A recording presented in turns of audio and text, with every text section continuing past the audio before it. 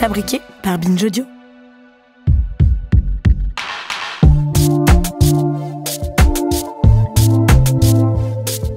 Salut, c'est Thomas Rozek.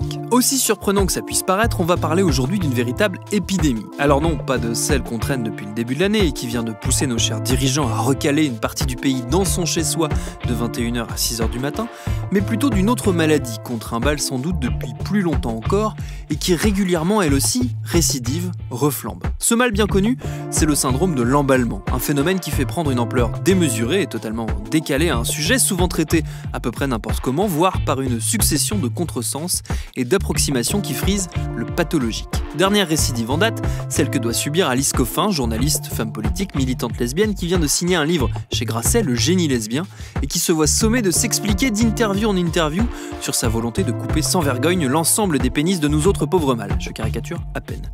Qu'est-ce qui rend cette histoire si symptomatique à la fois de notre époque et de notre incapacité collective à accepter la prise de parole des minorités? C'est ce qu'on va se demander dans notre épisode du jour. Bienvenue dans Programme B. Qui a le droit de s'arroger un discours qui parlerait à toute l'humanité? Moi, c'est pas parce que je parle en tant que lesbienne que je parle pas à toute l'humanité.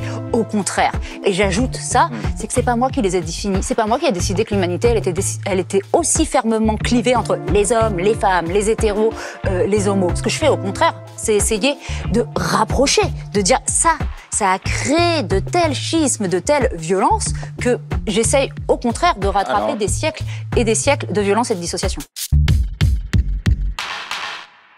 Et pour en discuter, je n'ai pas été très loin, je me suis déplacé sur à peu près 4 mètres dans le bureau de Binge Audio, dans le respect des gestes barrières évidemment, pour aller chercher les éclairages de ma camarade et consoeur Camille Regache du podcast Camille, un podcast qui détricote les questions d'identité de genre et de sexualité. Et histoire de savoir exactement de quoi on cause, je lui ai demandé pour commencer de m'expliquer de quoi traitait précisément ce livre, Le génie lesbien d'Alice Coffin. Le génie lesbien, donc le livre d'Alice Coffin, c'est un livre dans lequel elle retrace son parcours de journaliste, de militante, à la Barbe, ensuite dans le collectif Oui Oui Oui pour la PMA. C'est un parcours où elle raconte à la fois sa vie, des passages de son enfance, de comment est-ce qu'elle a grandi, etc., où elle relie des questions personnelles à un parcours militant et à des constats, des analyses, en fait, aussi en tant que journaliste, sur les médias, sur le traitement médiatique des minorités, en l'occurrence sexuelles, mais aussi, ça peut être une analyse plus large que ça, aussi appliquée à d'autres minorités. Et donc, Alice Coffin, dans ce livre, en fait, elle parle de plusieurs sujets à la fois, rassemblés sous une étiquette « le génie lesbien », parce que le génie lesbien, ce qu'elle appelle le génie lesbien, en fait, c'est toute une attitude des lesbiennes dans le militantisme et dans la prise de parole, et une manière, en fait, de présenter les choses et de proposer une analyse, en fait, du monde depuis une marge, mais qui parle, en fait, pour tous. En gros, c'est ça qu'elle essaye de faire dans ce livre-là. Et c'est à la fois du personnel et de l'analyse globale, quoi. C'est donc un livre qui parle à la fois de représentation des lesbiennes, mais pas que, des LGBT en général, en fait, dans les médias, donc dans le cinéma, etc. Un truc assez large de médias. C'est une analyse, en fait, du traitement médiatique des questions LGBT dans les médias français. C'est une analyse aussi de ce qu'elle appelle la placardologie française, donc l'incapacité en fait des médias français à parler correctement des personnalités LGBT qui sont out ou qui ne le sont pas justement, et pourquoi il y a aussi peu de personnalités publiques qui sont out en France par exemple. Et c'est aussi un retour en fait d'expérience de ce qu'elle a entendu, vu aux États-Unis quand elle est partie en fait rencontrer plein de militantes lesbiennes, et donc elle se fait l'écho en fait de leur voix et de leurs analyses aussi aux États-Unis pour comparer avec ce qu'elle a vécu, analysé en France. Ce titre, Le génie lesbien, il est tout sauf anodin. On va juste écouter un petit extrait. C'était Alice Coffin qui était invitée dans l'émission C'est politique sur France 5 tout récemment. Elle donne un exemple très parlant de l'incapacité qu'on peut encore avoir à ne pas prononcer le mot lesbien. Au-delà, en fait, de leur personne, c'est le mot, en fait, lui-même, qui est très difficilement prononçable. Et en particulier, ça m'intéresse parce que ce livre, c'est aussi une comparaison un peu entre la France et les États-Unis et le monde anglo-saxon. Il y a un exemple récent qui m'a frappé. Il y a un inédit de Simone de Beauvoir qui est sorti récemment, qui raconte son histoire d'amour avec celle qui est présentée comme sa meilleure amie, Zaza, dans les mémoires d'une jeune fille rangée. La dépêche AFP en français, qu'est-ce qu'elle dit? Elle dit œuvre inédite de Simone de Beauvoir. La dépêche, la même, AFP en anglais, elle dit l'histoire lesbienne tragique de Simone de Beauvoir. Le mot lesbien et le mot lesbienne est dans la dépêche anglaise, pas dans la dépêche française. De manière générale, Il y a une incapacité à prononcer ce mot-là. Donc moi, je l'ai mis dès le titre et on le retrouve à peu près toutes les pages. J'exagère, mais on le retrouve beaucoup dans le livre. C'était vraiment particulièrement important pour dire que c'est pas un gros mot. Pour le coup, en fait, c'est du génie lesbien d'Alice Coffin de mettre ce titre-là, en fait, parce qu'il oblige toute personne qui veut parler du livre à prononcer le mot lesbien et à l'associer à une notion positive, le génie, ce qui est quand même quelque chose d'extrêmement rare avec le terme lesbien, lesbienne, qui est un terme qui est invisibilisé depuis très très longtemps, qui a observé la manière dont les débats autour de l'ouverture de la PMA comme ça a été dit, à toutes les femmes, et non pas aux femmes lesbiennes. On disait les femmes en couple et les femmes célibataires. Donc, éviter ce mot lesbien, en fait, c'est quelque chose que tout le monde fait, parce qu'il est quelque part gênant, il a du mal à être prononcé. C'est à la fois le terme lui-même qui a une connotation négative, c'est aussi tout simplement les personnes qu'il désigne aussi qui sont mises de côté, puisque la lesbophobie, c'est quelque part à l'intersection de plusieurs discriminations, le fait d'être des femmes, donc d'être déjà en fait dans un rapport de domination par rapport aux hommes, et en plus dans une sexualité qui n'est pas hétéro, donc dans un rapport de domination par rapport à une autre norme. Et ce que fait Alice Coffin, du coup, en mettant ce titre-là, elle l'oblige à mettre le mot en avant, elle le met partout dans le livre, et c'est quand même un coup de génie d'avoir réussi à le mettre autant en avant, mais à ce qu'il ne soit que très peu prononcé ensuite, ou en tout cas étudié par les personnes qui en parlent dans les médias. Le traitement médiatique du livre, en fait, ne se porte même pas en fait sur ce mot-là. Alors, il est prononcé, mais tout le traitement médiatique va, au contraire, se rapprocher de les hommes, qui sont quand même assez peu présents dans le livre, enfin quelques passages, mais on s'est concentré sur vraiment 3 citations qui parlent des hommes, et c'est quand même fou de se dire que l'intégralité de la culture lesbienne qu'Alice Coffin a mise en avant dans le livre, plein de noms en fait aussi de militantes lesbiennes, de mouvements en fait qui sont vraiment assez inconnus en France, ou en tout cas quelque part dans des milieux militants, ils sont connus, mais vraiment du grand public, absolument pas. Et donc c'est quand même fou que ces personnes-là se soient encore plus faites invisibiliser dans le traitement médiatique du livre, alors qu'en fait, c'était quand même le but au départ d'écrire un essai pour parler de ça, quoi. Justement, parlons-en du traitement médiatique. Il y a un passage en particulier qui fait l'objet d'un battage et d'une avalanche de commentaires assez incroyables. C'est une page, très clairement, une page où Alice Coffin explique que elle ne lit plus les livres écrits par les hommes, elle n'écoute pas la musique faite par des hommes, qu'elle essaie de se préserver d'un imaginaire artistique masculin qui est omniprésent. Sauf que cette citation, non seulement on la sort totalement du propos général qu'on évoquait juste avant, et surtout on la cite régulièrement, de manière totalement incomplète. Oui, parce que la suite de cette citation, c'est « du moins j'essaye ». Et surtout, quelques lignes en dessous, elle explique que plus tard, en fait, ils pourront revenir. Ils, c'est les hommes. Donc, ce qu'elle explique, en fait, avec cette citation, c'est que, ayant baigné comme femme et comme femme lesbienne dans un environnement, dans une culture, dans des arts, des paroles, en fait, qui s'entendent dans la société de tous les jours, quasiment exclusivement masculines, un acte militant en soi, en tout cas qu'elle s'applique à soi, et qu'elle ne demande pas, d'ailleurs elle ne dit jamais dans le livre explicitement « faites ça », elle dit « pour moi, en fait, j'essaye de prendre le temps que j'ai pour écouter, lire, voir des productions qui sont faites par d'autres personnes que des hommes ». En gros, c'est ça. Cette phrase, elle a été tronquée, et ce qui est assez fascinant, en fait, c'est que ça a été fait volontairement, parce qu'en fait, c'est quand même pas compliqué de voir qu'en dessous, le fond de sa pensée est de dire il faut prendre du temps pour se réapproprier, en fait, une culture, une histoire, d'autres productions, d'autres points de vue, enrichir tout ça, et surtout se retrouver, parce qu'en fait, c'est surtout ça la question qui est posée dans le livre, c'est comment est-ce qu'on trouve des personnes qui nous ressemblent quand on est lesbienne, et c'est valable pour d'autres minorités aussi, hein, mais comment est-ce qu'on trouve ces voix-là, alors que, comme on l'a dit, tout ce qui est de l'ordre de la minorité, là, en l'occurrence lesbienne, a été invisibilisé dans l'histoire, en général. C'est pareil aussi pour les femmes. Hein. On pourrait très bien tenir le même discours en disant il est important pour les femmes de se réapproprier des œuvres qui ont été oubliées dans l'histoire, qui ont été effacées volontairement ou pas. Et surtout, en fait, ce qui est fascinant dans le fait qu'on ait gardé uniquement cette phrase-là, et le terme « les hommes, il faut les éliminer », je pense que c'est la phrase qui était la plus prononcée, en fait, dans les questions qui lui ont été posées sur les plateaux télé, notamment. Les hommes, il faut les éliminer. En fait, c'est vraiment choisir 3 phrases qui permettent de tenir ensuite un discours médiatique de « vous faites la guerre à ». Et pourtant, en fait, ce que dit Coffin à la fin du livre, c'est pas « je fais la guerre à », c'est « je réponds à une guerre ». Les termes, ils sont forts, et ils sont volontairement forts. On lui a demandé si c'était de la provocation. Elle répond non, c'est pas de la provocation. On est il faut mettre des mots là où ils sont. En fait, il y a une guerre en fait qui n'est pas, dont les femmes pâtissent. Et il faut quand même, au bout d'un moment, le voir comme ça aussi. Donc, ce qu'elle dénonce en fait dans le livre, c'est un système d'oppression patriarcale sur les femmes et en plus sur les lesbiennes. Les hommes, il faut les éliminer. Prendre cette phrase-là, la conserver et ne parler que de ça, c'est une manière de dire je parle du livre et en fait, je fais tout pour le discréditer dès le départ. L'inviter pour lui demander de parler uniquement de ça, en fait, c'est juste l'inviter pour dire et donner un avis et dire qu'en fait, ce qu'elle propose, c'est un projet de séparation d'hommes et des femmes. Et ça, en fait, c'est l'inverse de ce qu'elle propose, mine de rien.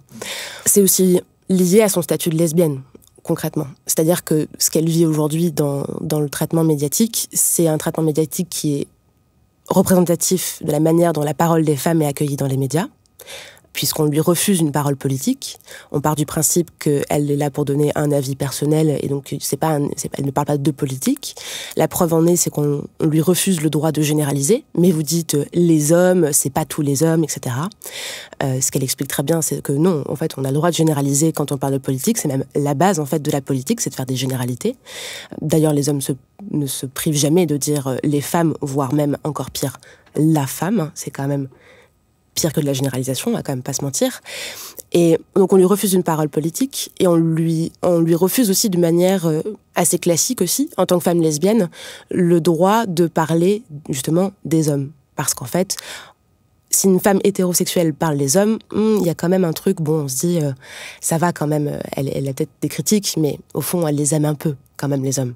Les lesbiennes, c'est différent. Il y a toujours le présupposé que les lesbiennes détestent les hommes ou alors ont vécu un trauma lié aux hommes qui fait qu'elles sont lesbiennes. Non, c'est faux. Donc, et d'ailleurs, Alice Coffin, dès le tout début du livre, en fait, en 2 phrases, se justifie de ça, dans un passage qui, pour moi, est vraiment extrêmement révélateur, où elle explique qu'elle a été aimée, qu'elle a grandi avec des hommes qui étaient extrêmement positifs, elle n'a jamais eu aucun problème. Et la phrase qu'elle dit ensuite, la phrase exacte, il me semble, c'est « Je n'ai pas d'autre trauma à déclarer que le spectacle quotidien des hommes », quoi. Quelque chose comme ça, ce qui veut un peu tout dire, quoi. Et donc, c'est une parole de lesbienne, elle est traitée comme une femme lesbienne, donc elle est traitée aussi comme étant a priori, l'ennemi des hommes. Et donc c'est aussi pour ça, en fait, que cette phrase revient autant dans le traitement médiatique, c'est parce qu'elle est aussi une femme lesbienne et que ça paraît inconcevable, en fait, qu'elle puisse proposer autre chose qu'une sécession avec le monde des hommes, ce qui n'existe absolument pas. Mais c'est aussi possible de tenir ces propos-là parce qu'elle est lesbienne. Ce qui est fascinant dans cette séquence médiatique, et Alice Coffin d'ailleurs en a parlé elle-même, toujours dans cette émission C'est politique que je mentionnais tout à l'heure, c'est qu'on voit se mettre en place exactement ce qu'elle explique et ce qu'elle décrit dans son livre, c'est-à-dire l'incapacité de traiter de ces sujets-là autrement que par la réaction et la fermeture. Oui, parce qu'en fait, les médias considèrent qu'ils sont neutres et qu'elle parle d'une marge et qu'elle ne peut pas l'être. Elle ne peut pas être neutre. Et surtout, ils parlent au nom de l'universel, d'un collectif, et elle parlerait en fait au nom d'une minorité lesbienne radicale. Le mot est quand même beaucoup revenu, radicale, qui serait en opposition avec quelque chose de soudé, d'uni, une espèce de mythe en fait où on serait tous d'accord sur des principes qui en fait ne sont que des points de vue situés de personnes qu'elle nomme bien, qui sont quand même des personnes qui sont généralement des hommes d'un certain âge, très souvent blancs, et qui en fait ont des positions dans les médias. On lui renvoie une subjectivité et un point de vue situé qui ne parlerait donc qu'à des lesbiennes ou qu'à des personnes concernées. En gros, ce serait, on vous invite pour parler de votre position. Là, en fait, vous racontez un petit peu votre endroit dans la société. Alors qu'en fait, ce que dit Coffin, c'est non, je suis là pour vous parler en fait de notre société et du fait que ce que vous appelez le neutre, ce que vous appelez l'objectif quand on parle de médias, en fait, c'est du point de vue situé et c'est à cause de ça qu'on est incapable de parler des questions LGBT notamment. Et donc, il y a vraiment ce truc-là, moi que je trouve fascinant à observer dans le traitement du livre, où aucun journaliste n'ose lui parler de ce chapitre-là du livre en plus. C'est-à-dire qu'ils reproduisent exactement la même chose. Quelque part, on sent qu'ils sont un peu gênés s'ils l'ont lu, parce qu'ils l'ont quand même invité, donc c'est quand même signe de quelque chose, qu'une lesbienne out, militante, femme politique engagée, elle est conseillère de Paris pour Europe Écologie Les Verts, et autant de couverture média, c'est quand même déjà mine de rien, quelque chose. C'est lié à plein d'actualités, le fait qu'elle ait été très présente cet été autour de la question de Christophe Girard à la mairie de Paris. Mais c'est quand même pas rien. Je veux dire, une lesbienne partout comme ça sur les plateaux, enfin moi je n'ai absolument jamais vu ça, et surtout, qu'il le dit et qui vient pour parler de ça. Mais du coup, en faisant ça, elle explose un peu le système, en fait. Elle n'a pas sa place dans cet endroit-là, parce que clairement, c'est ce qu'elle décrit dans le livre. En tant que femme lesbienne, elle n'a pas vraiment, normalement, le droit d'être là pour parler de ces sujets-là. Et toute la violence qu'elle récupère aujourd'hui dans ce traitement-là, en fait, ne fait que prouver, en fait, l'utilité et la pertinence de ce qu'elle écrit dans le livre. Et on en revient à cet argument qui est déployé régulièrement par les gens qui sont plutôt opposés à Alice Coffin, voire les gens qui sont totalement opposés à Alice Coffin. Je pense notamment à Pascal Bruckner, qui très récemment, c'était là aussi sur France 5, dans l'émission C'est à vous, s'alarmait du fait que les minorités étaient partout. Alors c'est un mouvement porté par effectivement des minorités, mais qui ont accès à tous les médias. Et donc c'est pour ça qu'on en parle. La preuve, c'est qu'Alice Coffin a été sur toutes les radios, pas seulement elle, un certain nombre d'autres militantes, à la suite du mouvement MeToo qui vient des États-Unis. Et je voudrais insister d'ailleurs sur ce point, c'est que ce néo-féminisme est une importation. Le bouc émissaire blanc, par ailleurs, a aussi accès aux médias, comme on peut le constater ce soir. Oui, alors pour combien de temps ? Et d'une manière générale. Cet argument, là aussi, il est assez symptomatique du traitement médiatique, au-delà même du livre d'Alice Coffin. Oui, c'est hyper facile, en fait, quand il n'y a absolument jamais de femme lesbienne qui vient sur un plateau pour dire, voilà, réfléchissons, en fait, aux questions de traitement médiatique, de position, en fait, des LGBT dans la société, de dire, non, ils sont partout. Enfin, s'il vous plaît, il y a quand même une personne qui vient parler de ces sujets depuis des années, c'est elle. Il y a quand même personne d'autre. Les médias sont incapables d'inviter des personnes LGBT pour parler déjà de n'importe quel sujet, en fait, de société depuis leur point de vue situé. Ils en parlent même pas. Ils ne les font même pas témoigner sur les sujets qui les concernent. On parlait tout à l'heure de la PMA, c'est exactement ça. Il y a une personne. Alors oui, elle est présente partout actuellement sur les plateaux télé, mais c'est une personne. Elle reçoit derrière, en fait, des torrents de haine. Elle est sous protection policière actuellement. C'est quand même symptomatique aussi. Et c'est surtout extrêmement pratique, en fait, de se repositionner comme étant la victime d'un système qui voudrait éliminer les hommes blancs hétérosexuels, alors que ce que demandent généralement toutes les féministes et les lesbiennes aussi, parce qu'on a tendance à l'oublier, c'est juste de dire est-ce qu'on peut mieux vivre ensemble concrètement ? Mais pour ça, il faut se rendre compte qu'il y a un problème de domination structurelle.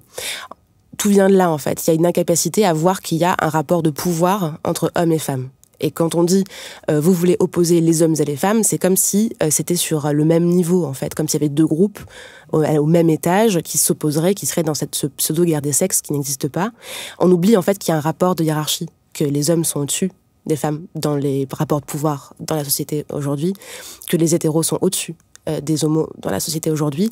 Et donc, tout cet argumentaire-là de « nous sommes les victimes », non, c'est qu'en fait, on est en train de désigner un privilège, une position sociale privilégiée qui doit être discutée, au moins déjà la nommer, se rendre compte que c'est un privilège, que c'est de le mettre étalon de tout ce qu'on a fait dans la société, en fait, depuis des décennies, en termes, comme elle le dit, d'art, de médias, de politique, et qu'il est temps, en fait, de se rendre compte que ces inégalités-là, ces différences de rapport de pouvoir, elles ne sont plus tenables.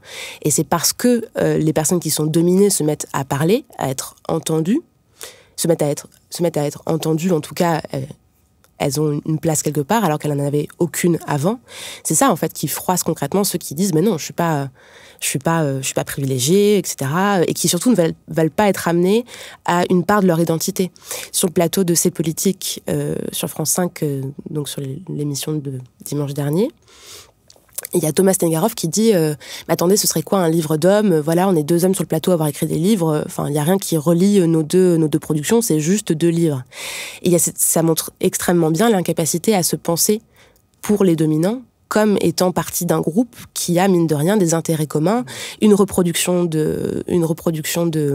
d'avantages et de positions, en fait, et qui considère que, mais non, moi, ce que je produis n'est pas situé. Je suis pas un homme, j'ai juste écrit un livre.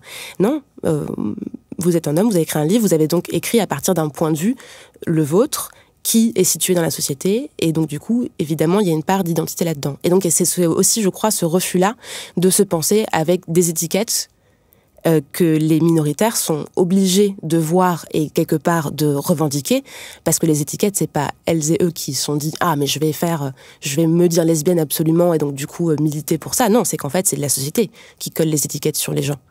Il y a aussi vachement ça comme dans le traitement médiatique, c'est... En gros, vous voulez résumer une part de votre identité à votre sexualité, etc. C'est de l'intime. Ça fait pas un projet politique? Si, bien sûr que si. Et ça, c'est encore... il y a ça aussi qui ressort beaucoup dans le traitement médiatique, je trouve, cette incapacité à se penser en tant que journaliste, en tant que personne qui interviewe d'autres personnes, comme étant situé soi-même avec des critères d'une identité qui disent quelque chose d'une position dans la société.